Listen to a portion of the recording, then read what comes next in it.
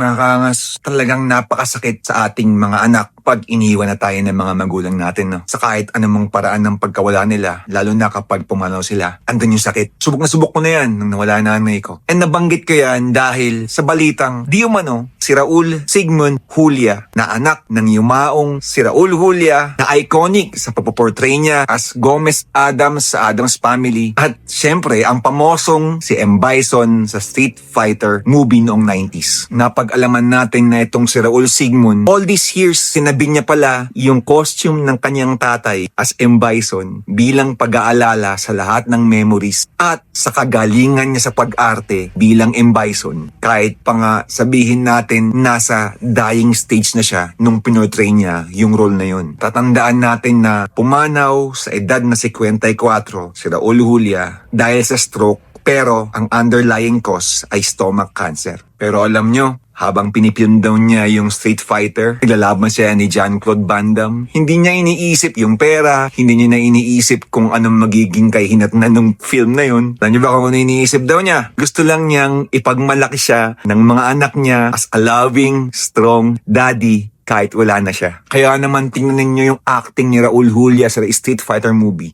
Siya ang pinaka-iconic doon at siya lang talaga ang pinaka-highlight doon. Sorry Jean-Claude, idol kita, pero Raul Julia, thumbs up, hands down, napakalupit ng acting niya. Kaya hanggang ngayon, wala pa ring tumatalo sa kanyang M. Bison portrayal. Kaya si David Dasmalchian, kailangan galingan niya, otherwise sasapawan pa rin siya ni Raul Julia sa pagpoportray niya itong Shadaloo leader na ito. Alam ko na alam nyo rin, tayong mga batang 90s, tayong mga Street Fighter fans dyan, na hamag pa sa hanggang ngayon, ang alaala ni Idol Raul Julia ay nasa puso at isipan nating lahat. Ikaw, ano ang memories mo sa aktor na si Raul Julia? Mas kilala mo ba siya sa Adams Family, sa Street Fighter, or baka naman sa Macbeth? Kwentuhan nga tayo ngayon dyan mga kangas. Let's go!